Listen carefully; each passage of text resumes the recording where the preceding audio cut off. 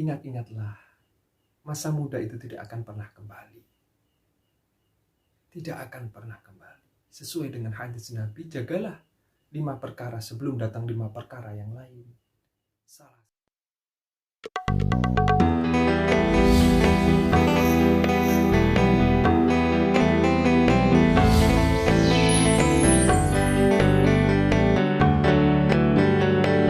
Bismillahirrahmanirrahim. Assalamualaikum warahmatullahi wabarakatuh. Alhamdulillah. Wassalatu wassalamu ala rasulillah Sayyidina Muhammad ibn Abdillah amma ba'da. La hawla wa la quwwata illa billah. Saudara-saudaraku semua, Alhamdulillah, marilah kita selalu bersyukur kepada Allah Subhanahu wa Ta'ala yang telah memberikan segala kenikmatan kepada kita semua. Kenikmatan yang seringkali kita tidak meminta tapi diberi oleh Allah, atau kenikmatan yang barangkali kadang malah kita ingkari. Banyak sekali kenikmatan yang kita terima dari Allah Subhanahu wa Ta'ala. Salah satunya, kita masih diberi kesempatan oleh Allah untuk melakukan ibadah di bulan Ramadan. Bahkan sampai hari ini, kita yang sudah memasuki hari-hari akhir bulan Ramadan dalam keadaan yang harus selalu kita syukuri. Walaupun keadaan seperti ini relatif, mungkin bagi sebagian orang keadaan seperti ini menyulitkan, tapi mungkin bagi sebagian orang yang lain justru keadaan yang seperti ini sangat-sangat disyukuri. Maka dari itu, bersyukur itu tidak perlu melihat apa, bagaimana, siapa. Bersyukur itu ada pada hati kita. Maka dari itu, kita harus selalu bersyukur kepada Allah Subhanahu wa Ta'ala. Dan pada bulan Ramadan ini, semoga dengan bersyukurnya kita semua mendapat keridhaan dari Allah Subhanahu wa Ta'ala. Sholawat serta salam selalu dan selalu kita sampaikan, kita haturkan kepada junjungan kita Nabi Muhammad Sallallahu Alaihi Wasallam, karena beliaulah kita semua diciptakan oleh Allah. Laulaka, seandainya Allah tidak menciptakan Nabi Muhammad Sallallahu Alaihi Wasallam, maka dunia ini tidak akan diciptakan oleh Allah. Sehingga sudah sepantasnya kita selalu mencintai beliau, selalu membacakan sholawat kepada beliau. Walaupun kita tidak pernah tahu bagaimana beliau itu seperti apa, beliau itu punya wajah yang seperti apa, kita tidak pernah tahu. Tapi cinta tidak harus kita tahu siapa orang. Mungkin bagi anak muda, cinta itu kata-kata yang biasa. Bahkan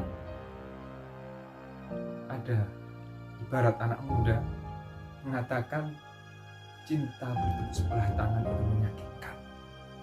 Tapi bagi kita kepada Kanjeng Nabi Muhammad Sallallahu Alaihi Wasallam, jangan berpikir seperti itu. Berpikirlah bahwa Kanjeng Nabi Muhammad Sallallahu Alaihi Wasallam itu akan sangat dekat dengan orang-orang yang mencintai beliau apa adanya.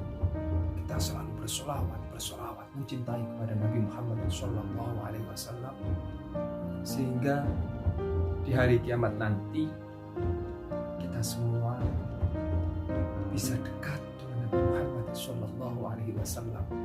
Betapa bahagianya kita saudara-saudaraku, teman-teman, usia tidak menjadi sebuah patokan seseorang untuk mengambil sebuah hikmah. Bahkan anak muda jauh lebih baik ketika dia tahu sebuah hikmah daripada usianya sudah lanjut. Saya punya sebuah slogan, Syubbanul yaum rijalul ghad. Pemuda saat ini adalah rijalul ghad, pemimpin di masa depan, laki sejati di masa depan. Maka mari teman-teman, sahabat-sahabat, saudara-saudaraku yang masih muda, semangatlah, semangat dan semangat untuk mencari ilmu, mencari hikmah. Di dalam bulan Ramadan ini banyak sekali hikmah, banyak sekali pelajaran yang bisa kita ambil. Salah satunya bahwa di dalam bulan Ramadan ini Allah mengajarkan kepada kita untuk merasakan, sehingga timbul rasa empati, timbul rasa kasih sayang kepada umat-umat yang lain, kepada orang lain, bahkan kepada alam semesta ini. Sesuai dengan sebuah hadis yang disebutkan di dalam Nasha'ihul Ibad, barang siapa menyayangi ahlinya bumi, maka dia akan disayangi oleh ahli langit. Kenapa pelajaran ini atau hikmah ini sangat penting? Sangat penting karena salah satu alasannya dari sekian banyak alasan, bahwa di dalam Al-Quran yang pertama kali disebutkan setelah lafzul jalalah atau lafaz Allah, yakni Asmaul Husna yang berupa Ar-Rahman. Coba dibuka Al-Quran, pertama kali yang tertulis Bismillahirrahman, sifat kasih sayang Allah. Betapa Allah memberikan nikmat tanpa peduli orang itu, makhluk itu baik atau buruk. Inilah Rahman Allah. Dan ketika seseorang sudah diliputi oleh sifat Rahmannya Allah, orang sudah mampu meneladani sifat Rahmannya Allah, dia akan mencintai semua makhluk. Walaupun orang tersebut mungkin secara hukum agama orang tersebut tidak baik, tapi justru beliau-beliau yang mempunyai sifat kasih sayang yang tinggi malah merangkul mereka. Karena kasihan jika seseorang itu sampai mendapat siksanya Allah. Maka sudah sepantasnya lah kita di dalam bulan Ramadan ini menumbuhkan sifat kasih sayang kita, tidak hanya kepada manusia, mungkin bahkan kepada ceweknya. Oh jangan sampai salah paham. Wah, ini kesempatan. Jangan. Sifat kasih sayang itu luas, sangat luas.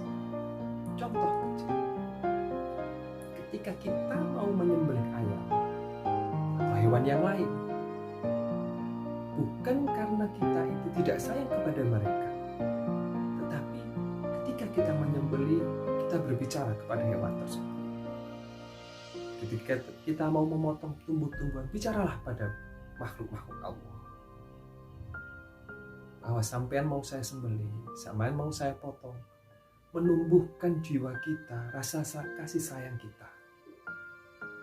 Di dalam keadaan yang seperti ini, banyak sekali manfaat ketika kita mampu mengaplikasikan hal ini ke kehidupan sehari-hari. Sehingga yang ada di dalam lingkungan kita, masyarakat kita, negara kita, tidak ada lagi permusuhan. Tidak ada saling menyalahkan, tidak ada saling bertentangan. Perbedaan itu wajar. Tapi harus berangkat dari sebuah rasa kasih sayang. Karena kita ingin melindungi saudara kita yang lain. Penting sekali ini saya sampaikan. Maka dari itu, sebagai seorang pemuda yang masih panjang jalannya, landasilah setiap perilaku sampean semua, perilaku kita semua dilandasi dengan rasa kasih sayang. Saudara-saudaraku, teman-temanku, sahabat-sahabatku, semoga kita semua selalu mendapat kasih sayang dari Allah Subhanahu wa Ta'ala. Dan sebagai pemuda, karena saya juga masih muda, ingat-ingatlah, masa muda itu tidak akan pernah kembali. Tidak akan pernah kembali. Sesuai dengan hadis Nabi, jagalah 5 perkara sebelum datang 5 perkara yang lain. Salah satunya, muda sebelum tua. Isilah masa mudamu dengan segala hal. Jangan takut. Semua akan bermanfaat, insya Allah. Akan tetapi juga bergelutlah dengan dunia. Maksudnya bahwa besok setiap orang itu akan punya bidangnya masing-masing. Ibarat sebuah rumah, ada yang menjadi atap, ada yang menjadi pondasi, ada yang menjadi cat di luar, ada yang menjadi tempat sampah, ada yang menjadi banyak. Dan semua itu akan saling melengkapi. Silakan. Yang di pondok, bergelutlah dengan dunia pondok pesantren. Pelajarilah ilmu agama. Yang di birokrasi, belajarlah. Yang di pendidikan umum, kuliah, belajarlah segiat mungkin. Mungkin juga yang di pergerakan, silakan. Belajarlah politik semampu. Tapi semua harus dilandasi oleh keyakinan kepada Allah Subhanahu wa Ta'ala. Saya masih teringat salah satu dawuh dari guru saya, bahwa setiap orang punya bagian masing-masing di dunia ini. Nikmatilah bagianmu. Anda yang mungkin punya bidang sendiri-sendiri, kemampuan di bidangnya masing-masing, nikmati, bersyukurlah selalu. Dan sehingga ketika kita lepas dari bulan Ramadan ini, kita mempunyai rasa persaudaraan, rasa kasih sayang, selalu bersyukur, selalu giat di dalam dunia kita masing-masing. Silahkan. Dan jangan lupa, selalulah ingat kepada Allah. Ibadah-ibadah yang mungkin masih belum sempurnakan. Hati-hati. Kadang kita di dalam bersikap di dalam hidup ini seringkali mementingkan hal-hal yang kurang penting. Tugas utama kita justru terlewat, justru tertinggal karena kita seringkali teralihkan oleh hal-hal kecil. Bahkan kalau anak muda biasanya teralihkan oleh perasaan.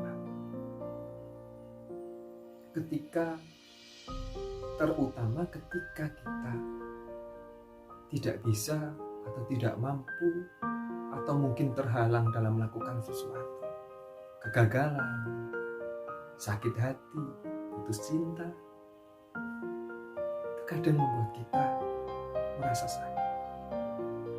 Ada sedikit obat, yakni dari kitab Al-Hikam karya Ibnu Athaillah As-Sakandari, Al-Man'u Ainul Atha.